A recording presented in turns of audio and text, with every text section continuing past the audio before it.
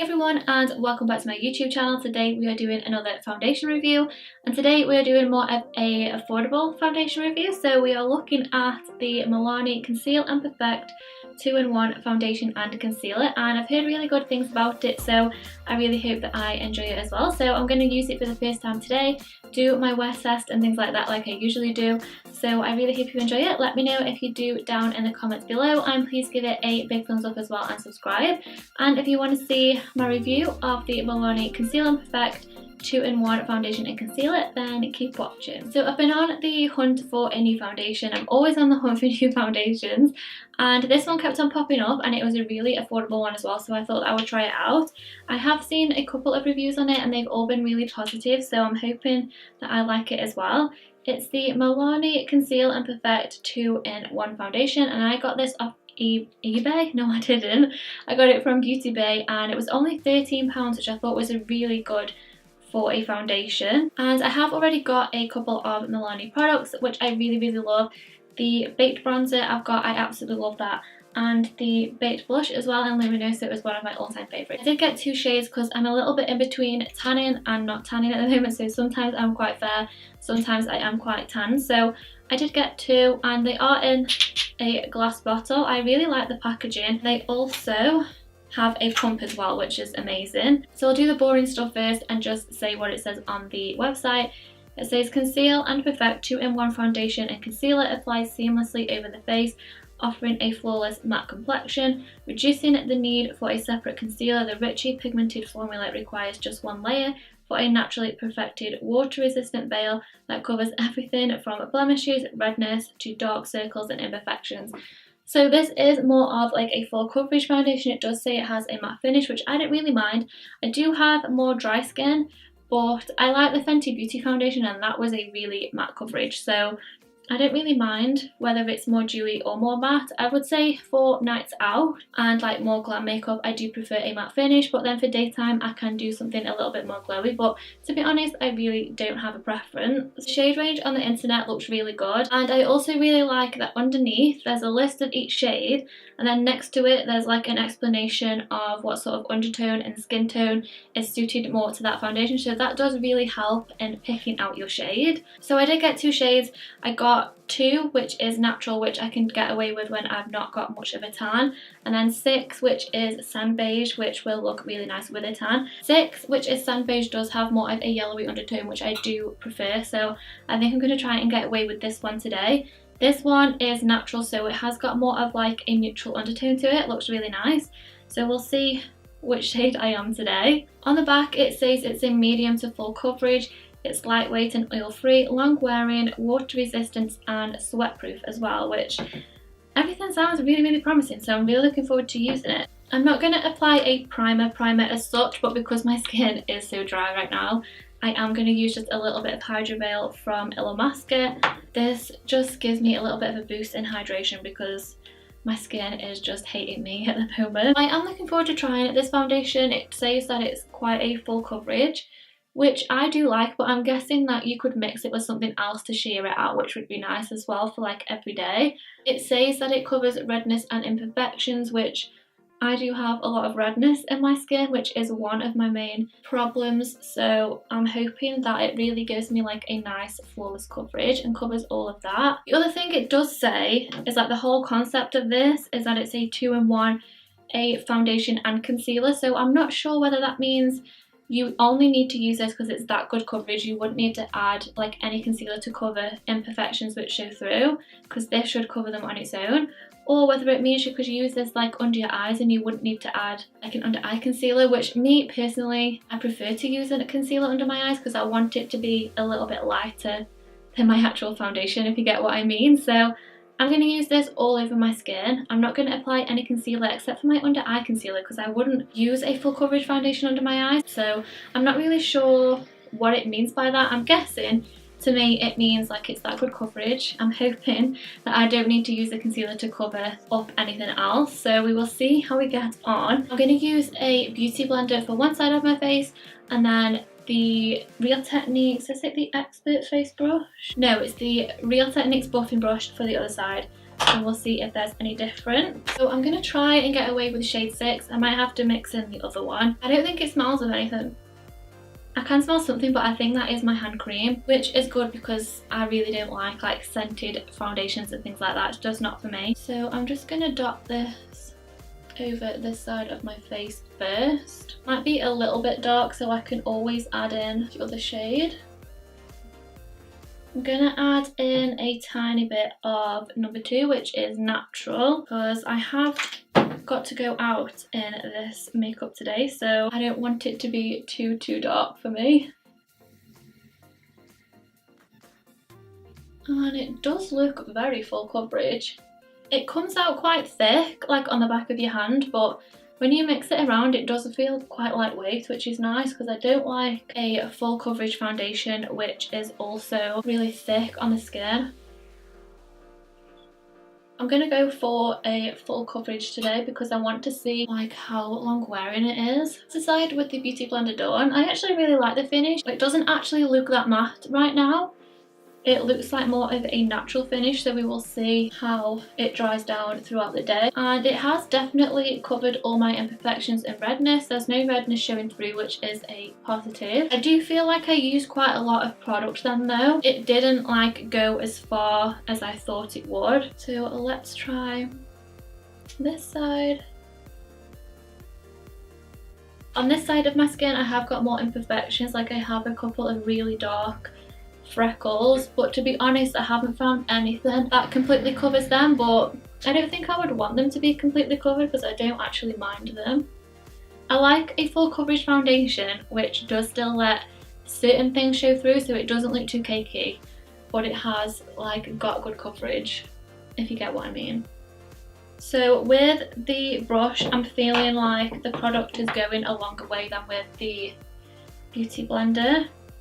I'm just going to apply a little bit more on the back of my hand. I do feel like I'm using a lot of product here, whereas other full coverage foundations that I've got I don't have to use this much, and a lot does come out in one pump as well. So this is the second layer. The first layer was definitely a medium coverage, and this is just building it up a little bit more. I don't really like to apply full coverage foundations like this with a brush because I find that they can go a little bit streaky. I don't usually get as much as a flawless finish with a brush than I do with the Beauty Blender. Honestly, there's not that much difference in coverage. I would say this side is more of a full coverage than when I've applied it with a brush.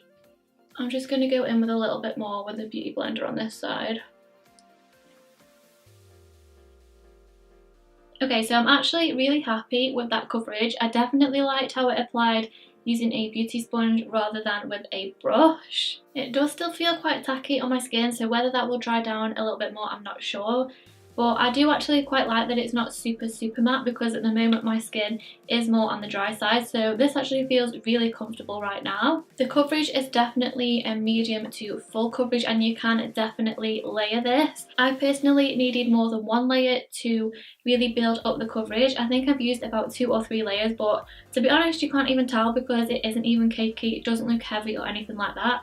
Doesn't feel heavy either on the skin. It has covered all my imperfections and redness, which it does say that it does. I am going to use my usual concealer under my eyes because I would never use a foundation to conceal under here. I'm going to try and not have to conceal anywhere else. If I was going to conceal anywhere else with this, it would be using it as a highlighter more than concealing anyway. I do want to see how my other products blend with it and wear with it as well. This is blending really nicely over the top of it. My under eyes are a little bit of a creasy mess at the moment, so I'm not really too bothered about that, but this is blending really nicely. Okay, I'm really happy with how that looks. It definitely looks a lot more balanced having like a lighter under eye, and it's blended really nicely. It definitely looks really flawless at the moment. I'm going to set it with some powder because it's been on for a couple of minutes now and it hasn't completely dried matte. I'm not complaining at all about that, but if I'm going to be using bronzers and things over the top, then I do like to set my foundation. So I'm just using a bit of the Laura Mercier translucent powder, and I'm just going to dab this everywhere.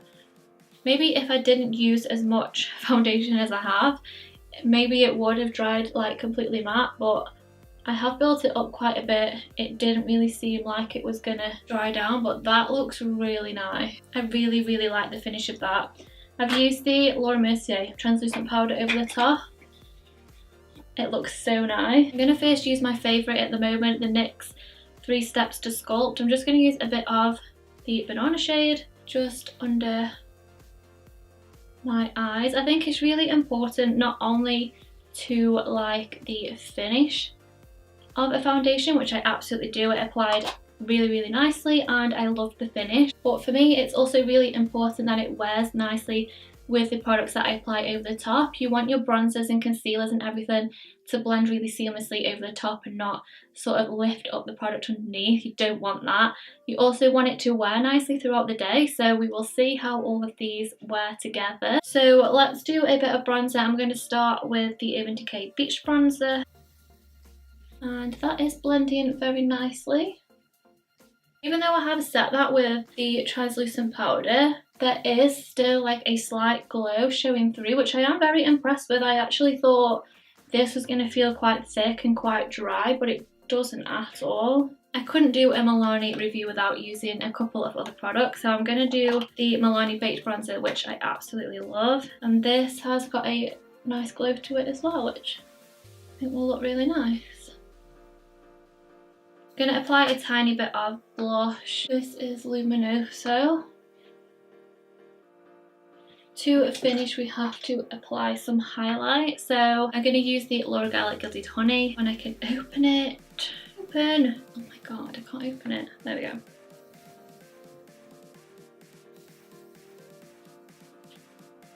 Just applying some lips. This is the matte lip cream from NYX in Stockholm, which I think I actually used this in my last tutorial. And then very finally, I am going to set it with a bit of Matte Fix Plus, because that's what I would usually do. So I want to wear it with the products which I would usually wear it with. Let that dry down. Okay, so my very first impressions of the Milani Conceal and Perfect 2-in-1 Foundation Concealer. I'm really impressed. For the price of £13, it is a really nice foundation. It applied really nice. I did prefer it applied with a beauty blender rather than a brush. The coverage is really nice. It's definitely more of a medium to full coverage. If I wanted this for more everyday makeup, one layer would be fine for me. That's like a medium coverage. It's still looking really natural but covering everything that you need it to. But I have used like 2 or 3 layers and really built it up to a nice full coverage. This isn't what I would usually wear for every day. This is like more of a base I would wear for a night out. And it doesn't look cakey, it doesn't look heavy, and it feels really comfortable as well, which is really nice. It didn't dry down completely matte on me, which I thought it maybe would because I do have more dry skin. I did set it with powder and it does feel dry, but it doesn't feel like completely set, if you get what I mean. So whether this is going to move around during the day, I don't know. And it worked and blended really nice with all my different products as well, which I've applied over top, and it has left a really nice flawless finish. So I'm going to keep this on and wear it for the rest of the day. Now I'm going to try and leave it on as long as I possibly can because it does say it's supposed to be very long wearing. So I will see you in a bit. Hey guys, so I am back now and I've had the foundation on for about 7 hours now, which I always think is a good test. I've worn it all day, I've been outside, I've ate and I've drunk as well, and it's been really surprising. The foundation has worn really well. I think it still looks really flawless.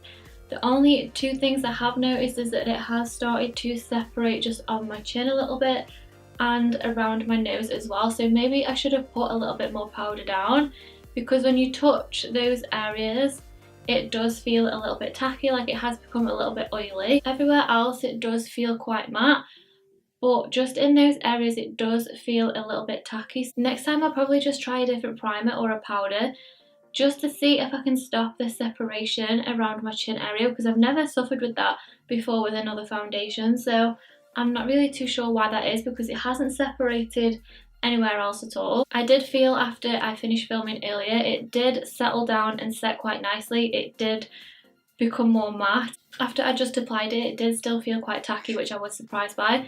but it did dry down quite matte. It wasn't super matte. I personally, when I'm trying matte foundations, I haven't so far, apart from a couple, found any that are actually matte, like proper matte. This one is more of like a natural finish to me. It's not really matte and it's not like dewy or anything like that. And I think my skin pretty much looks the same as it did earlier. It does look really full coverage still. It hasn't settled in any lines or worn off in any other areas, just except those two. It's been really comfortable to wear. I'm not usually used to wearing a full coverage foundation throughout the day, but this has hardly felt like I'm wearing anything at all. I'm really impressed, especially for the price as well of £13. I think this is a really nice foundation. And the only two things that I haven't tested it with is that it's sweat proof and water resistant, which it hasn't been raining today, so I haven't been out in the rain, and I definitely haven't worked up a sweat, so maybe they are two things that I maybe need to test out. But overall, I've been super impressed. So that completes my first impressions and review of the Milani Conceal and Perfect 2-in-1 foundation and concealer. I really hope you enjoyed it. Let me know if you did down in the comments below. Let me know if any of you have tried this as well, because I'd like to know your opinions on it as well. And don't forget to give it a big thumbs up and subscribe, and I will see you in my next one. Bye!